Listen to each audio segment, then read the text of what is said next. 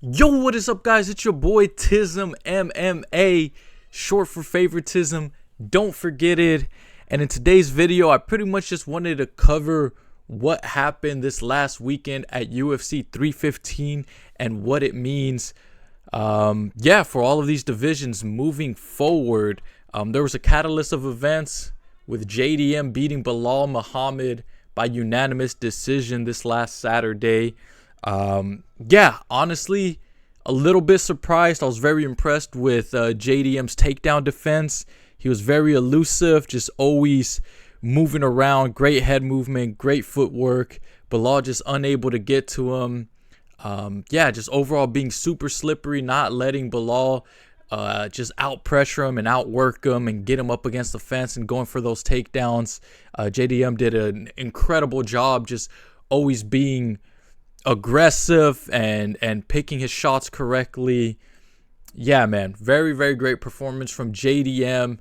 Ends up beating Belal. Decision beats power. Muhammad. Honestly, very impressed.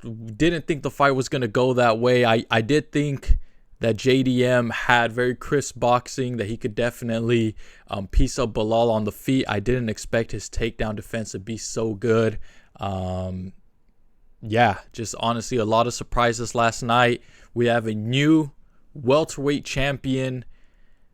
And what does this mean for the future moving forward with the lightweight division, with the welterweight division, with Ilia Topuria? Starting off with the changes going on in the lightweight division, we're obviously going to get the Ilia Topuria fight against Charles Oliveria for the interim title, maybe even undisputed title, depends if the UFC forces Islam Makhachev to just step away from the lightweight belt. We know it's Ilia versus Charles, and early predictions for that fight, I'm gonna have to side with Ilia. I think Ilia is a lot more precise and dangerous. The way he's able to put together his combinations are lethal. And someone like Charles Oliveira, yeah, he's dangerous. Yeah, he can always kind of win any fight really in the lightweight division. He's a jiu-jitsu specialist, and his kickboxing is pretty dangerous as well. But he just kind of has this walk you down style where he's not, slipping enough. He's not moving his head. It's just kind of there to be hit. And with someone, like I said, as precise and dangerous as Ilia, I don't think you could get away with it. I think Ilya's going to go in there. He's going to maybe take a few minutes to get the timing down, to look for the right strikes to throw. And within the first two rounds, I think he's going to hurt Charles bad, man. I think he's going to hurt Charles bad, and he's probably going to get him out of there. Probably knock him out cold if he's able to land completely flush. And I just don't know how to feel, man. I really don't know how to fucking feel. Because look, man, on one hand, I really do like Ilia. Ilia is incredibly exciting. He's always looking to get people out of there, to go for the finish. He's a trash talker, so he's always riling people up. He's getting people excited for the fight, making sure that we want to tune in. And yeah, man, I mean, like, it's hard not to like a fighter like Ilia, but he's also knocking the fuck out of all of our favorite fighters, man. Like, he killed Volk. He sent him to the Shadow Realm. And then he was the first person to knock out Max Holloway. And now he's looking to go for our beloved Charles Oliveira, man. Like, what are we supposed to do? What do we do here? This man is collecting our favorite fighters like there's some fucking Infinity Stones, man. Ilia is Thanos. This man is, instead of snapping, he's fucking right hooking our favorite fighters. Just, oh man, I don't want to see Charles get put out, bruh. I ain't trying to see this, man. Listen, man, it's gonna be an exciting fight. I'm really, really looking forward to it. But this little fucking weasel rat, Ilia, is gonna go out here and kill our favorite fighters 3 in a row, back to back. It's just a never-ending cycle, man. I don't even know who he goes after Charles. Like, after Charles, like, who he's going to go after. He's going to knock out Charles, man. That's my prediction. I think Ilia gets Charles out of there within 2 rounds, like I said. And it's going to be rough. We're going to all just have to cope. and sit there in sadness. But also, you know, it'll be entertaining. And I do like Ilia. So, like, I am truly excited to see how his career will progress. I know he's looking to retire early, but with stringing along some dominant wins, if he gets Volk, Holloway, and Charles out of there, he's moving up, man. He's moving up into some of that GOAT conversation for these lower weight classes. And I mean, if he gets Islam out of there, if Islam comes back down and fights him, he's going to string together 4 insane wins. 2 of the best featherweights ever, 2 of the best lightweights ever.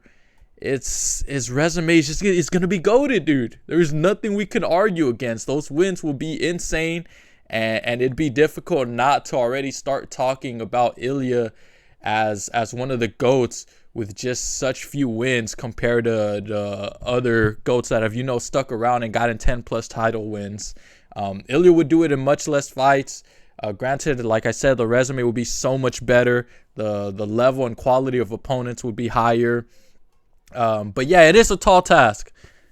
Charles isn't just a pushover, even though I will lean heavily with Ilia there. Charles can find something to take Ilia out of there.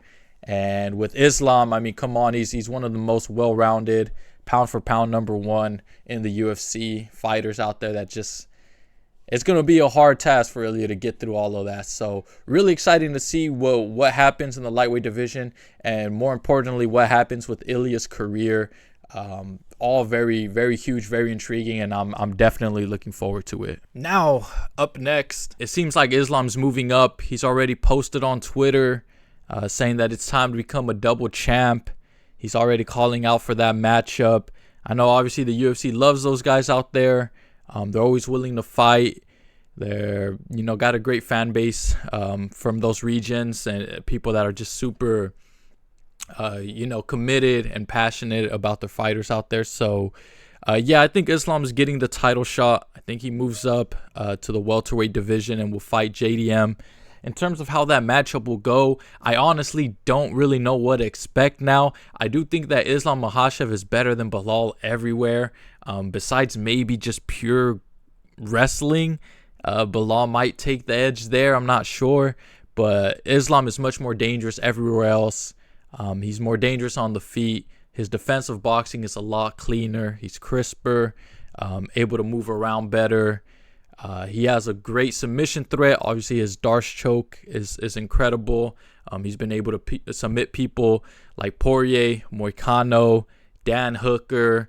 I mean, the list goes on and on. But yeah, despite all that, it's really hard to call. I don't know who's going to win this because Craig Jones has been doing an incredible job preparing these Aussies for these matchups against the Dagestanis. Obviously, we're not going to really take into account the short notice Volk against Islam. That was just an unfortunate sequence of events. Still pains us a lot to this day. But yeah, I mean, if you think about that first fight that Volk had with Islam Makhachev, it was incredibly competitive.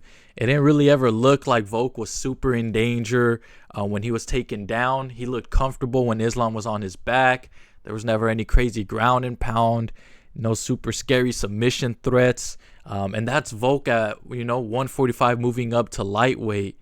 Islam now is going to be the lighter man moving up to the welterweight division to fight JDM, who, like I said before, his training with Craig Jones looked incredible against Belal Muhammed. His takedown defense looked A1. It was perfect.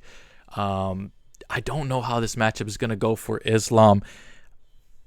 Just based off of the last performance, it's gotten so much harder to call. I thought it'd be a fairly easier fight for Islam compared to Belal. Even then, I was siding with Belal to win the matchup. So seeing how well JDM performed, it's a tough call. I guess early predictions, I'm still gonna take Islam. I think Islam will have a lot of opportunities to mix in the grappling. He'll be defensively sound. I don't think he'll get caught. He's a much more clean and defensive striker nowadays. And I think he's going to find his moments to either just barely win the rounds and win by unanimous decision at the end, or to find the choke. I think his darts and his rear naked are incredibly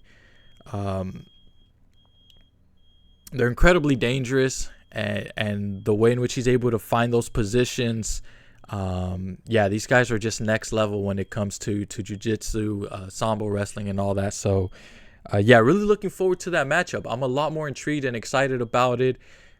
Prior to this fight, I was really hoping, honestly, that Belal will win, because RIP to the Islam versus Ilia Topuria matchup. Oh man, that was my most anticipated fight for the entire year. Honestly, I don't think we're getting Jones and Aspinall, which is another one that's up there in terms of fan anticipation. But I don't think we're getting that.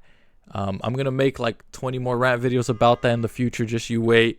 But I genuinely am super sad that we're not getting the Islam Ilia fight. Islam did say, however, he was not going to vacate the lightweight belt. So I guess he's planning to move back down, because if he wasn't, the UFC would probably just strip him and strip him and force him to just fight at welterweight to give up the lightweight title and continue to push that division forward with their new generation. But yeah, seems like Islam is intending to probably go back down. So if Ilia beats Charles and becomes interim champion, then I think Islam will take that fight. There's really no excuse not to at that point. If you're going to hold lightweight hostage, then you got to compete in it. And if Ilia beats Charles, then he's in the #1 contender spot. We all know what's happening with Armin Sarkarian. The UFC's angry at him. We know that. It's a real thing. But yeah, I'm hoping that matchup is made in the future. I'm just really excited for what's going on in the UFC. Just the belt switching around at a lot of different divisions. A lot of intriguing matchups that come in the future. Some of it, could be fixed up. There's been a lot of dog shit the UFC has been brewing up as well, with the bantamweight division, obviously with the heavyweight division being stalled out. And I would have preferred Ilia versus Islam at lightweight, but we're getting what we're getting, which is still pretty entertaining with Charles and Ilia, and JDM and Islam. So yeah, a couple of really cool fights to look forward to, man. I'm incredibly excited as to what's to come in the future.